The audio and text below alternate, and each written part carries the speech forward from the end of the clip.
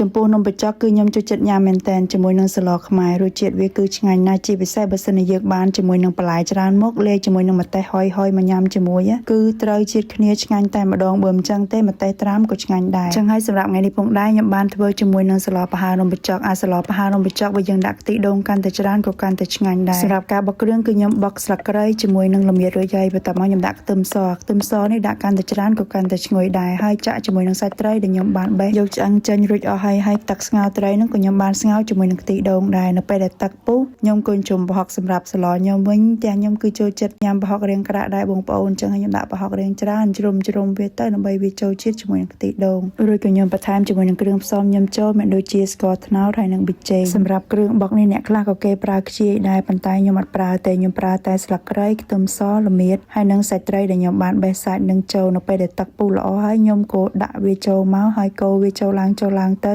មើលតែទឹកស្លទៅបងប្អូននៃសិតតែខ្ទិះដូងឡើងសតែម្ដងរសជាតិវាគឺឆ្ងាញ់ណាស់ជាពិសេសគឺអាខ្ទិះដូងធម្មជាតិយើងនឹងខ្ញុំពូតខ្ទិះស្រស់ថ្មីយកវាមកធ្វើខ្ញុំក៏បានរំងាស់សម្លនឹងឲ្យវាចូលជាតិបន្តិចទៅហើយក៏ទៅរៀបចំបន្លែរបស់ខ្ញុំសម្រាប់បន្លែក្នុងស្លខ្មែរឬក៏ស្លប្រហើរនឹងគឺត្រូវបានបន្លែច្រើនមុខណាស់ជាពិសេសគឺបន្លែតាមផ្ទះ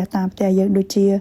ពពាយនេះអញ្ចឹងពពាយនេះគឺខ្ញុំទិញអ្នកចិត្តខាងឯគឺគាត់ដាំឲ្យផ្លែល្អមែនតែនដល់ពេលបន្លែយើងដាំផ្ទាល់អញ្ចឹងទៀតវាធម្មជាតិស្រស់ថ្មីអញ្ចឹងគឺឆ្ងាញ់តែម្ដងសតែគួរក៏ដូចគ្នាដែរហើយខ្ញុំក៏បានលាយជាមួយនឹងបន្លែផ្សារដូចជាស្ពៃក្តោបបន្តិចហាន់វាស្ដើងទៅហើយខ្ញុំក៏មានជាមួយនឹងទឹកសក់ស្រូវនេះដែរសក់ស្រូវនេះយើងហាន់ប្រទេសឲ្យវាជាស្ដើងតូចញ៉ាំឆ្ងាញ់បានទឹកសក់ផ្អក៏បានដែរបងប្អូនឆ្ងាញ់ដូចគ្នាប៉ុន្តែសម្រាប់ខ្ញុំវិញគឺខ្ញុំចូលចិត្តសក់ស្រូវជាងសាច់វារាងហាប់ហើយរាងរឹងតិចគឺខ្ញុំចូលចិត្តញ៉ាំហើយផ្លែដែលសំខាន់មួយទៀតដែលនំបញ្ចុកមិនអាចខ្វះបានគឺតាយ៉ងចេកនេះឯងខ្ញុំពេលហូបនំបញ្ចុកអត់មានតាយ៉ងចេកមានអារម្មណ៍ថាអត់ឆ្ងាញ់តែម្ដងគឺដោយសារតែពេលដែលហូបនំបញ្ចុកម្ដងខ្ញុំចូលចិត្តប្រើល្បាយច្រើនជាងនំបញ្ចុកចឹងហើយបើសិនជាអត់មានល្បាយតាយ៉ងចេកដែលខ្ញុំចូលចិត្តញ៉ាំជាងគេមានអារម្មណ៍ថាវាស្ទើរញ៉ាំអត់ទៅអត់ឆ្ងាញ់ទេតែមកស្លក៏យើងរៀបចំរួចរាល់នំបញ្ចុកគឺខ្ញុំបានទិញនៅក្នុងភូមិនឹងហើយយើងក៏យកមកលាយជាមួយនឹងគ្រឿងតាមចំណូលចិត្ត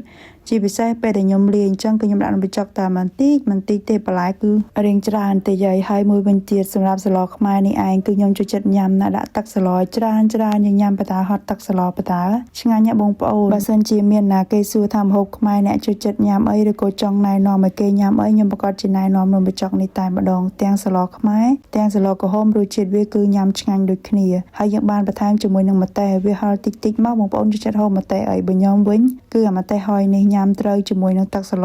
ខ្មែរណាញ៉ាំឆ្ងាញ់ណាបងប្អូនអានេះញ៉ាំមួយចាននេះអត់ចង់ឆ្អែតអីយើងអាចថែមបានទៀតដោយសារតែយើងញ៉ាំអត់សូវងាយល្ងើនៃនំបញ្ចុកមួយមុខនេះអញ្ចឹងវីដេអូខ្ញុំមានតែប៉ុណ្្នឹងអរគុណបងប្អូនដែលបានទស្សនា